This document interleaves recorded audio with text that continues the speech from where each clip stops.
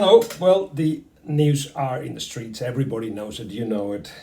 Ernesto Valverde has been sacked, of course, and Quique Setién is the new manager of Barcelona.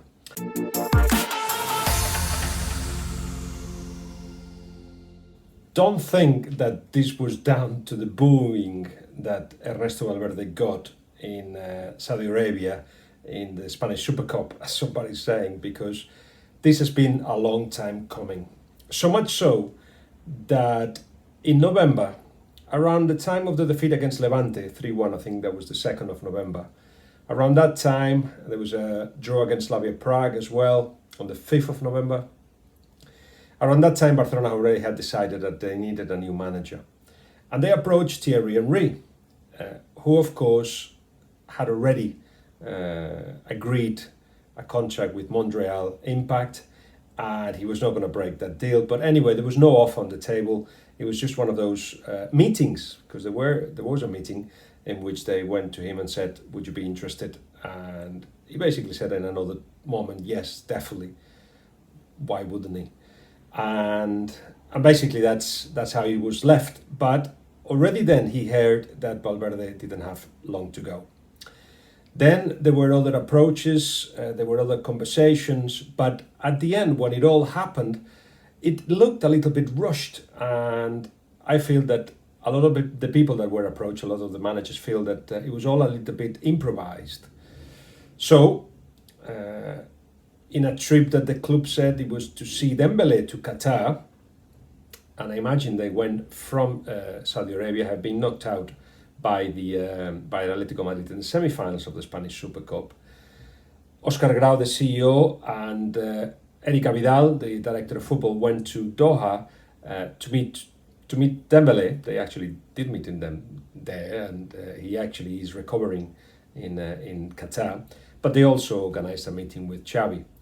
And it's interesting what happened from here, because it was all made very public. It was all televised in a way. We all knew about it. We all knew it was happening. It was being published on Twitter, newspapers, and basically we even knew that Xavi was given 24 hours to answer, and basically the answer was no. He thought about it a lot. He's got another plan, which is he's going to back a candidate for the elections, Victor Font. I wonder if it was even Xavi who chose Victor Font, because the idea is to actually bring Xavi as a manager, but also all the important people at the club. Imagine former players, imagine top professionals. And basically, Barcelona left open the possibility for Xavi of coming in the summer. And he said, well, we will talk, but it'll have to be if I have full control of the sporting decisions, and bring his own people, basically. Changing the structure of the club. That's basically what Xavi was asking for. And they all said, okay, we'll talk about it. This is important for what I will say later. Because it was a no from Xavi. Ronald Koeman was approached as well. It was a no from Ronald Koeman. But they felt that in this weekend without the league, and having made everything so public, the intention was clear for Ernesto Valverde not to continue. He actually had a training session, but having had a long meeting the night before, the night of the 12th, that went on until 2 in the morning with Bartomeu and Eric Abidal and Ramon Planas from the technical secretary department, and Oscar Grau, the CEO. It was a long meeting. On the back of that, it was just going around the same thing. Ernesto Valverde had to be sacked. So again, the Barcelona said, no, we're not going to meet Valverde after training just to sack him. It was just to see how he felt about everything. Misinformation that obviously is put out there by the club to confuse you, but went to meet Valverde to say, this is it for you. So it was interesting hours after that, because my understanding is that Mauricio Pochettino was approached. If they knew that it was a definite no from Mauricio Pochettino, they wouldn't have approached him, because he's got a very good relationship with the president of Barcelona, Josep Maria Bartomeu. They've known each other for more than a decade. Their kids went to the same school, and they met a few times. They met in Barcelona by accident sometimes, because they go to the same restaurants. But they maintain a very good relationship. They got each other's number, and if it was a definite no, he wouldn't have approached Pochettino. And the other reason why it was a worthwhile approach is because Ramon Planas and Pochettino speak almost daily. They are very good friends since they time at Espanyol, and that meant that Ramon Planas must have told Bartomeu, there is a possibility, let's try it. It was a no from Pochettino, I imagine, because he was consequent with his ideas and his words. He had said in the past that he wouldn't manage Barcelona, he would go to a farm instead of going to Barcelona. It's difficult to actually overcome that. He had opposition in the board as well anyway, and opposition in the social networks and fans, media. They didn't understand the approach to Pochettino. But you know what? In my mind, it would have been perfect, taking aside the fact that he's a big Espanyol fan. As a coach, it would just have been the perfect coach for Barcelona that needs revitalizing. Anyway, as he said no, then approached Quique Setién, and he was the chosen one. He was very happy to take the job. He was waiting for that opportunity. He's a disciple of Johan Cruyff, admirer of Pep Guardiola and Sergi Busquets, and of course Messi, but generally of Barcelona in the way they played, because they don't play this way so much.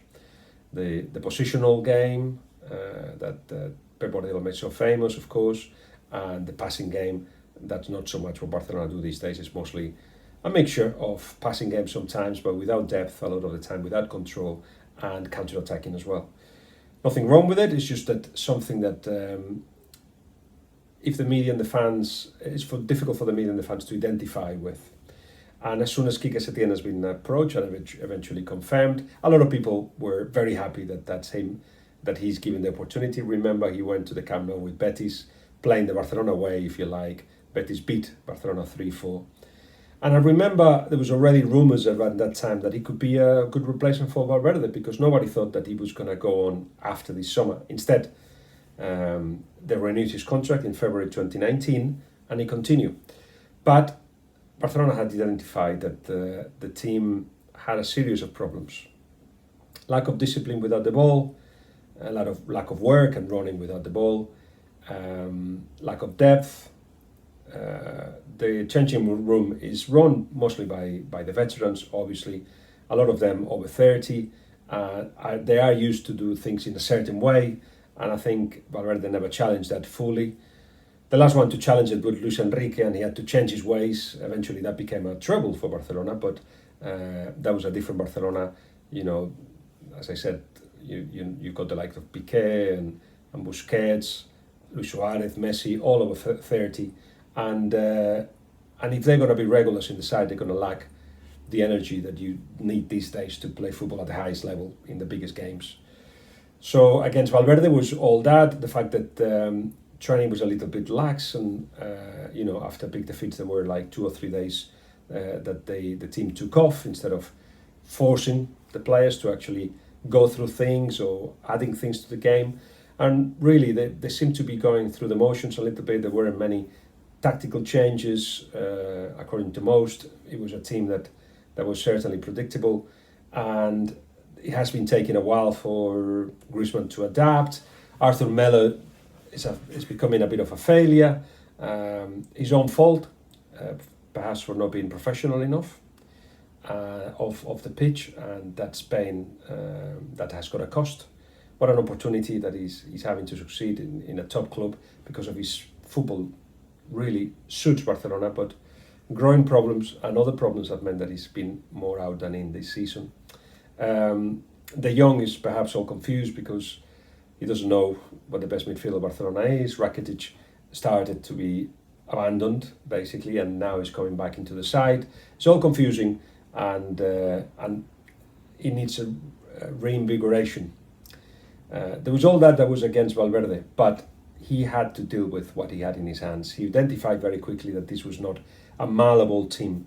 It was a team that needs somebody that let them do, and they will get success to a certain level in the league. Certainly 2 leagues were won with like 17 and 18 points away from Real Madrid at a time when Neymar left, so Valverde had to also quickly make decisions that helped the side, and did help the side. Won a cup as well in his first year in charge. Let me finish with a story of Quique Setién that explains himself when he was a player. He was in a disco about 4 o'clock in the morning.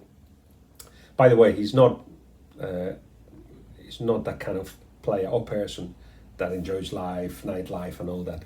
But it just happened to happen one day when he was out, and of course players go out, 4 o'clock in the morning, and sees Pelé in the disco. Is that Pelé? Is it Pelé? Gets close. Yes, it's Pelé.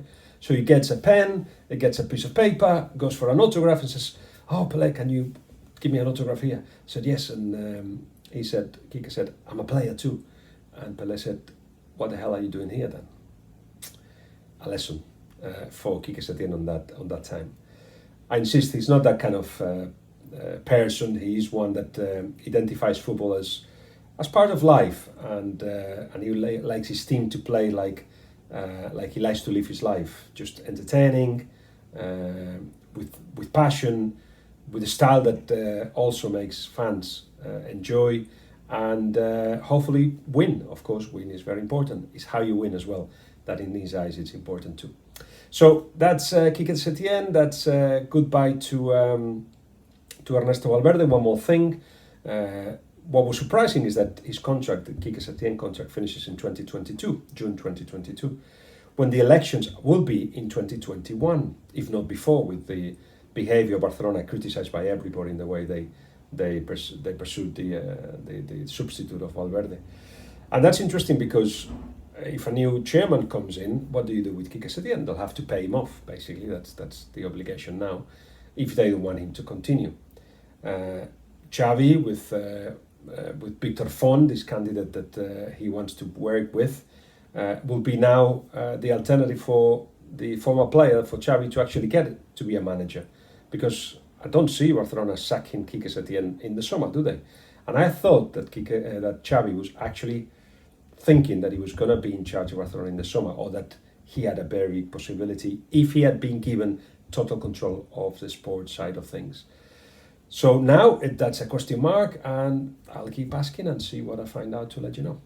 Okay, more videos soon. Check the Trent Alexander interview that I put out there recently, and there's more things happening, so keep an eye on them. And of course, check the Pure Football podcast.